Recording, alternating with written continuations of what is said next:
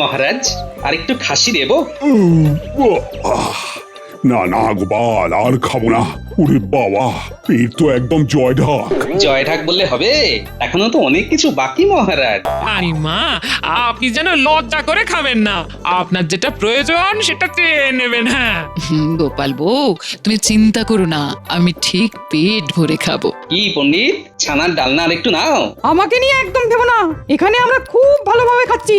এই নেপলা, আমাকে আরেকটু নিরামিষ পাঁঠার মাংস দিয়ে যাও তো। দিচ্ছি পণ্ডিত মশাই। না গোপাল, তুমি দেখিয়ে দিলে বটে, তুমি তো সত্যিকারের ভোজন রসিক। যারা ভোজন রসিক হয় তারা যেমন খেতে ভালোবাসে তেমনি খাওয়াতেও ভালোবাসে। গোপালের এই আজকের দিনেই ওই 4 হাত এক হয়েছিল, তাই তো মহারাজ? গোপালের আজ বিয়ের দিন। গোপাল, আজকের এই দিনটা তোমার জীবনে বারবার ফিরে ফিরে আসুক। আমরা আসছে বছর আবার খাবো, বছর বছর খাবো। কাজ নেই তাই খালি খাই খাই আর খাই খাই। শোনো মন্ত্রী, ভোজন রসিক হতে গেলে যেমন খেতে জানতে হয় তেমন খাওয়াতেও জানতে হয়। আর তুমি তো চিরজীবন খেয়েই গেলে। আরে বাবা, অন্তত গোপালকে দেখে একটু শেখো। আগে খাই তারপর শিখবো মহারাজ।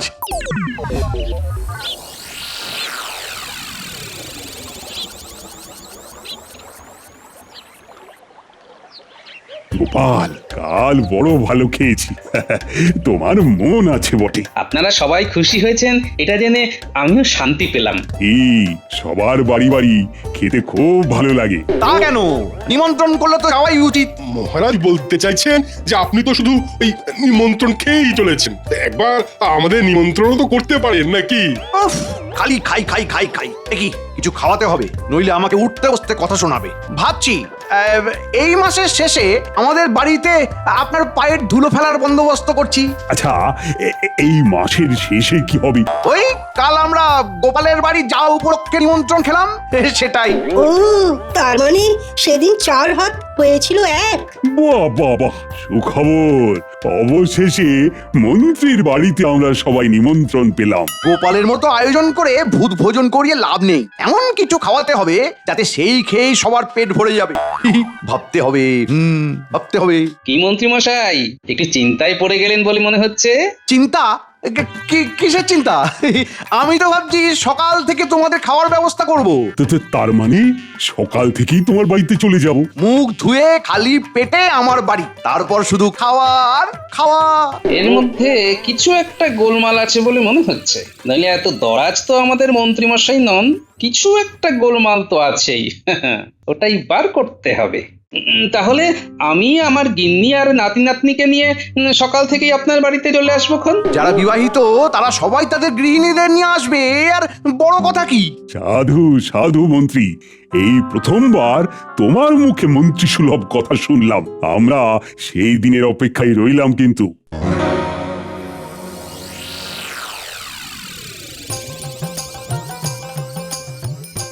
এই নে, তোরা সবাই পেট পুড়ে নারকোল মুড়ি খা, খেতে ভালো লাগবে, পেট ভরবে। খা। দাও দিদা, মুড়ি নারকোল আমার খুব প্রিয়। ওই তো গোপাল দাদু এসে গেছে।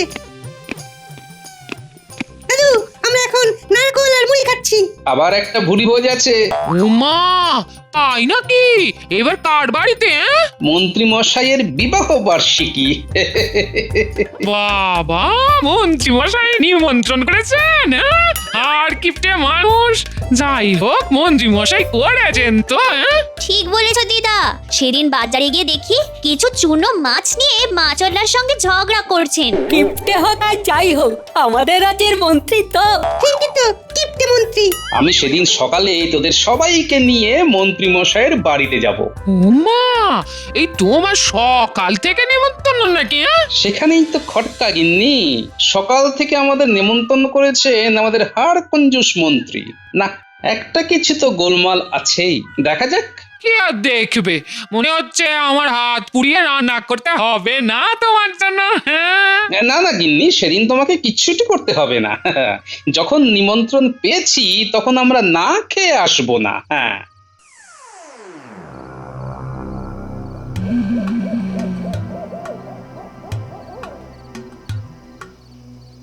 কটা ঘটা আছিস নাকি?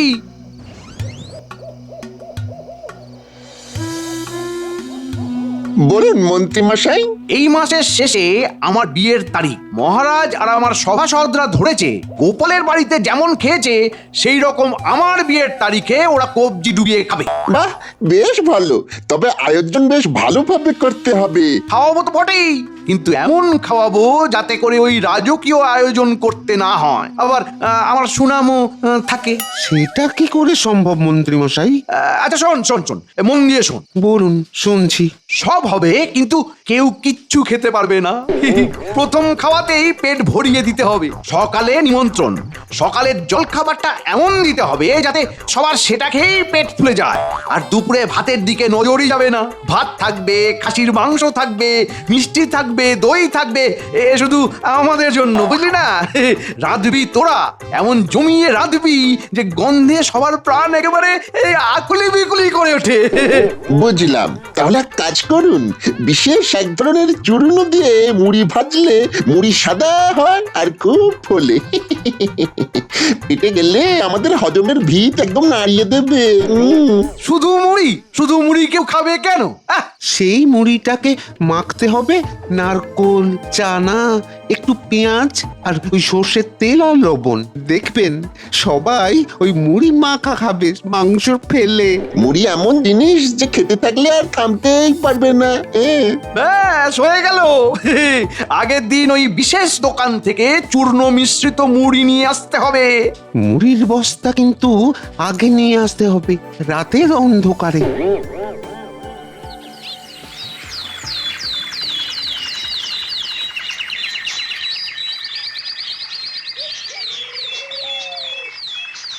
মন্ত্রী, এবার বলো তো, সেদিন সকাল থেকে আমরা তোমার বাড়িতে গিয়ে কি কি করব? খুব হুল্লোড় করব, খাবো দাবো আর আনন্দ করব, যেরকম আমরা ওই গোপালের বাড়িতে গিয়ে করেছিলাম।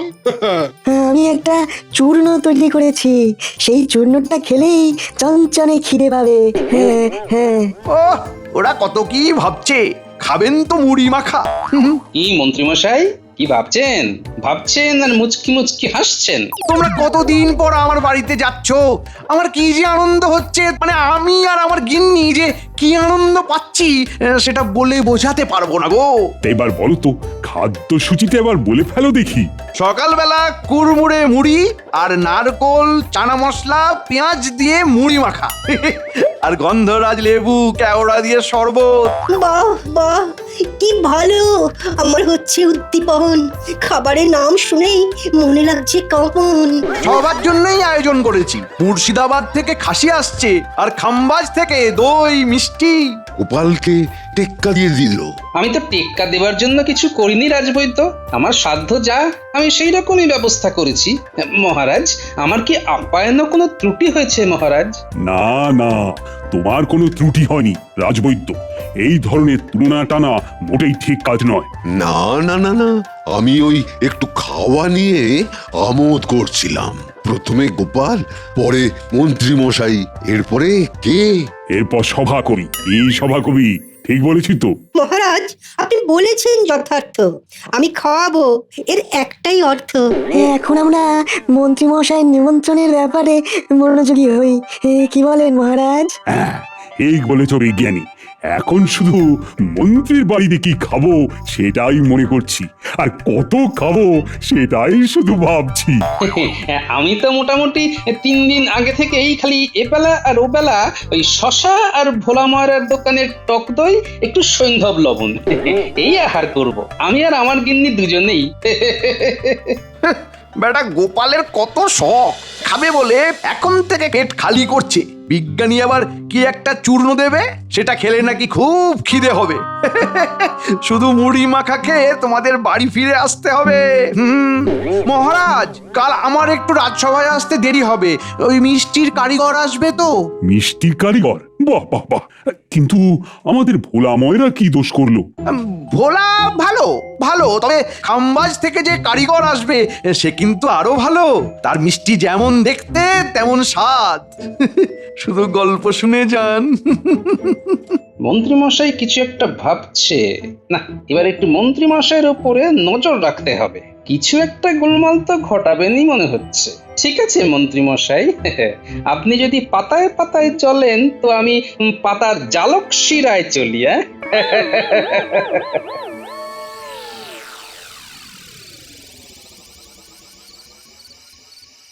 বুঝলে গিন্নি? ওহ, সবাই কত কিছু চিন্তা ভাবনা করছে আমাদের বিবাহ বার্ষিকী নিয়ে, কিন্তু আমি তো জানি বাবা আসলে কি ঘটবে। কি ঘটবে?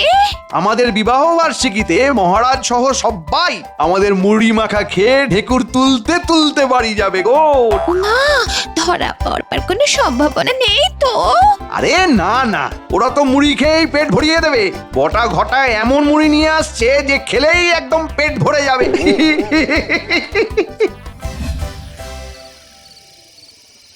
সন্তরা, কাল থেকে খুব সন্তর্পণে মন্ত্রীমশাই রাজসভার পর কোথায় যায় কি করে সব জানবি। কেন গো গোপাল দাদু, মন্ত্রী মশাই আবার কি ঝামেলা করছেন? এখন করেননি, কিন্তু খুব সম্ভবত কোনো একটা গোলমাল করতে যাচ্ছেন। ঠিক আছে গোপাল দাদু, আমরা ঠিক খবর এলে তোমাকে দেব। এই মাসের শেষ দিনে নাকি মন্ত্রী মশাইয়ের বাড়িতে আমাদের নিমন্ত্রণ। হ্যাঁ, সেটা নিয়েই তো গোলমাল। যে মন্ত্রীমশাইয়ের হাত থেকে জল গলে না সে করছে নিমন্ত্রণ। ও মা, সেটা কি গো গোপাল দাদু? তাহলে কি হবে? আমরা খাবো না, আনন্দ করব না? মন্ত্রীমশাই যখন নিমন্ত্রণ করেছে তখন খাওয়াতে উনি বাধ্য। আমার বানর সেনা, তোরা কিন্তু কাল থেকে নজর রাখবি মন্ত্রী আর বটা ঘটার উপর, কেমন?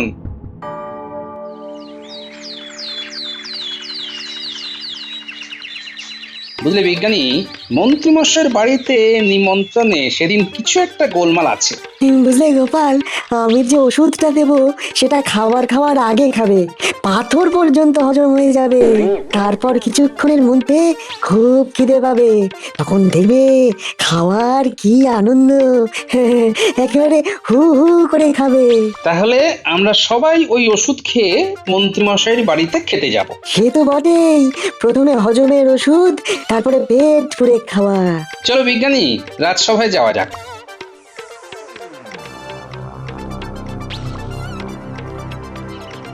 ওই দেখ, মন্ত্রী মশাই আসছে। আমাদের কিন্তু পিছু নিতে হবে। চল চল সবাই।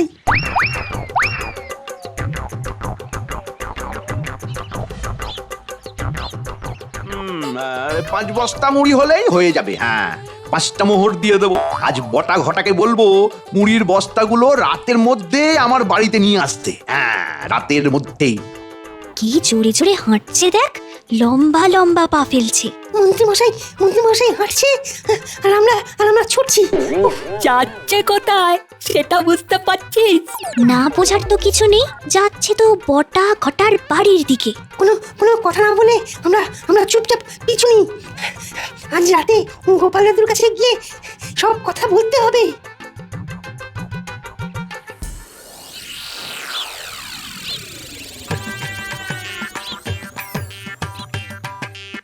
বুঝলি ঘটা, মন্ত্রীমশাই যা কিপটে, কাজ হয়ে যাওয়ার পর পয়সা দেওয়ার সময় এলেই দেখবি কিছু একটা ভুজুং ভাজুং দিয়ে ঠিক বিষয়টা ঘেঁটে দেবে। হ্যাঁ, তাহলে আমরা কি করব সেটা বল। ব্যাপারটা আমার উপর ছেড়ে দে, আমাকে খেলতে দে। আগের টাকা পয়সার কথাটা আমাকে বলতে দে।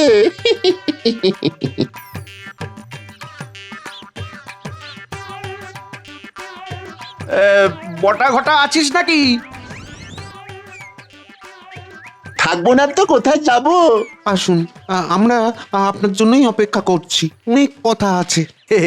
অনেক কথা আমারও আছে রে। শোন শোন, মন দিয়ে শোন। আজ রাতে মুড়ির বস্তাগুলো নিয়ে আমার বাড়িতে দিয়ে আসবি, আর কাল খুব সকালে নারকোল গাছে উঠে সব নারকোল পেড়ে সব তৈরি করে রাখতে হবে কিন্তু। ব্যাপারটা কিরকম একটা লাগছে না? রাতে মুড়ির বস্তা আনতে বলছে। আচ্ছা, মুড়ি কেন? আমার বস্তা বস্তা মুড়ি। শুনতে দে না। একটা কথা আছে মন্ত্রীমশাই, মুড়ির বস্তা আনতে তো আমাদের যেতে হবে, তা আমাদের সঙ্গে তো টাকা করি নিয়ে কোনো কথাই বললেন না। শুনুন মন্ত্রী মশাই, আমরা রান্না করব, আমরা গাছে উঠে নারকোল পারবো, তারপর কত বড় চুমকি নিচ্ছি বলুন তো।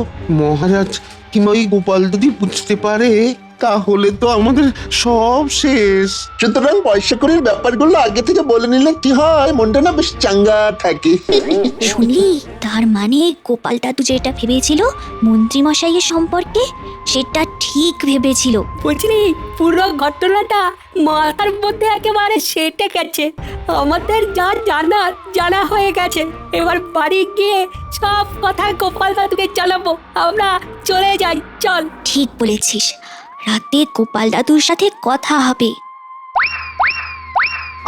আরে আমি কি তোদের পয়সা করি দিই না নাকি? কতটা আংশিক সত্যি বটে, পয়সা দিতে আপনি বড় গোলমাল করেন। তাই আমাদের ওই পয়সা করির কথাবার্তাগুলো আগে থেকে হয়ে গেলে আমরা একটু নিশ্চিন্তে থাকি। অগ্রিম কিছু মোহর আমাদের হাতে দিয়ে দিন না, পরে আবার পুরোটা দিয়ে একেবারে হিসেব চুকিয়ে দেবেন। এবার বলুন, আমাদের কত টাকা দেবেন বলে ঠিক করেছেন? কাজের আগে ঝগড়া হয়ে যাক, কাজের পরে যাতে মিষ্টি খেতে পারি। এই নে এখন 50 মোহর নে, পরে আরো 50 দিয়ে হিসেব চুকিয়ে দেবো। এই ভূতের কাজ করবো মাত্র 100 মোহরে, ধরা পড়লে সব মার আমাদের পিঠে পড়বে। না মন্ত্রী মশাই, ওই ছুঁচো মেরে হাত গন্ধ করে লাভ নেই। কাজ যদি করতেই হয় অন্তত পক্ষে আমাদের 500 মোহর দিয়ে কাজ করাতে হবে। হ্যাঁ, রাজি থাকলে এক্ষুনি আমাদের হাতে 250 মোহর দিয়ে দিন, তারপরে দেখুন কাজ। ঠিক আছে ঠিক আছে, ওহো এই নে এখানে 250 মোহর আছে। না, এই বটা ঘটাকে দিয়ে আর কাজ করাবো না, এই শেষ।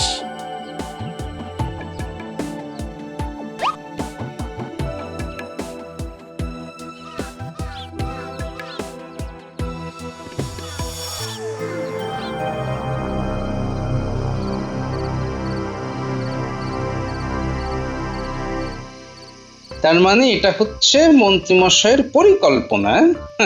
ব্যাস, এবার আমার কাজ শুরু হবে। এবার তুমি কি করবে? মন্ত্রীমশাই নিজেকে খুব চালাক বলে মনে করেন। উনি জানেন না যে গোপাল মন্ত্রীমশাই থেকে অনেক বেশি বুদ্ধি ধরে। এটা আমার অহংকার, আর এই বুদ্ধির জোরে আমি সবার কাছে সম্মান পাই। গিন্নি, গোপাল দাদু, আমাদের কি কি কাজ আছে আর? তোদের আর কোনো কাজ নেই রে। তারা স্নান করে পরিষ্কার জামা কাপড় পরে মন্ত্রীমশাইয়ের বাড়িতে গিয়ে পেট পুরে খাবি, ব্যাস। এই তো শুনলে, মন্ত্রী মশাই মুড়ি ছাড়া কিছু খাওয়াবেন না। হ্যাঁ গো গিন্নি, আমার প্রতি কি তোমার একদম বিশ্বাস নেই? আমি যখন বলেছি মন্ত্রীমশাই খাওয়াবেন, তার মানে খাওয়াবেন। শুধু আমার কতগুলো জায়গায় পায়ে হেঁটে যেতে হবে, ব্যাস। এখন একটু বেরোবো, মহারাজের কাছে যাব। চলি। হ্যাঁ,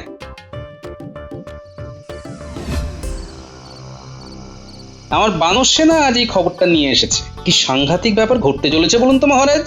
মন্ত্রীমশাই যখন খাবারের কথা বলেছেন তখনই আমার সন্দেহ হয়েছিল। এটা তো সম্মানের প্রশ্ন, আর গোপালের সঙ্গে আমার সম্মানও জড়িয়ে আছে। তা এখন আমার কি করা উচিত? শুনুন মহারাজ, মন্ত্রী যদি ডালে ডালে চলেন, আমি চলি পাতায় পাতায়। আমি কাল সমস্ত বাজারওয়ালাকে বলে দেব মন্ত্রীমশাইয়ের বাড়িতে নিমন্ত্রণ, জিনিসপত্র যেন দুপুরে মন্ত্রীমশাইয়ের বাড়ি চলে যায়, এবং মহারাজের আদেশ এই কথা যেন কেউ জানতে না পারে। বাজার ওয়ালারা তো আর জিনিসপত্র বিনা পয়সা দেবে না, তা পয়সাটা দেবে কি? পয়সা দেবে মন্ত্রীমশাই, ওটা নিয়ে আপনি একদম ভাববেন না। আমাদের সকলের কাজ বৈজ্ঞানিকের ওষুধ খেয়ে আমরা মন্ত্রীমশাইয়ের বাড়িতে নিমন্ত্রণ খেতে যাব, ব্যাস। গোপাল যখন কিছু একটা করবে বলে ভাবে, সেটা শেষ পর্যন্ত মধুরেণ সমাপয়েত হয়। আমার অগাধ বিশ্বাস গোপাল তোমার উপর। ধন্যবাদ রানীমা।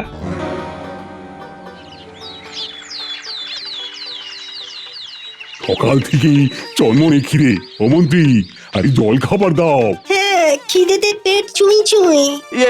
জল খাবার মুড়ি দিয়ে শুরু হোক। মুড়ি মাখা, তার মধ্যে নারকোল, ভাজা চানা আর সুন্দর মশলা। সাধু সাধু, জল খাবারই যখন এই, তাহলে আসল খাবারটা যে কি হবে সেটা তো বুঝতেই পারছি।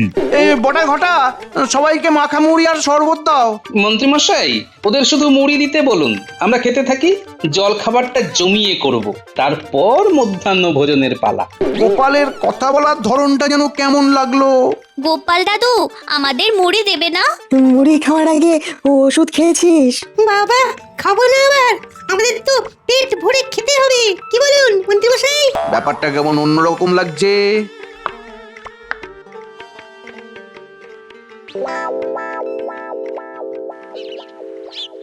ও মন্ত্রী মশাই, আরে এখনই তো ফাঁকা হয়ে গেল, আরো দিন।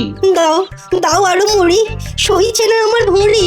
আরে ওরা তো খেয়েই চলেছে, 5 বস্তা মুড়ি তো শেষ, 100টা নারকল শেষ, গাছে তো আর নারকলই নেই। ওই মন্ত্রী, আমার যে মুড়ি মাখা শেষ। আরে আরো মুড়ি দাও। দিচ্ছি মহারাজ, কি করে দেব? বেলা অনেক হয়েছে মহারাজ, এবার আমরা মধ্যাহ্ন ভোজ খাবো। মন্ত্রী মশাই, মধ্যাহ্ন ভোজনের জন্য আপনি প্রস্তুত তো? মুর্শিদাবাদের খাসি দিচ্ছে মুখে হাসি, খাম্বাজে মিষ্টি, কি অপরূপ সৃষ্টি।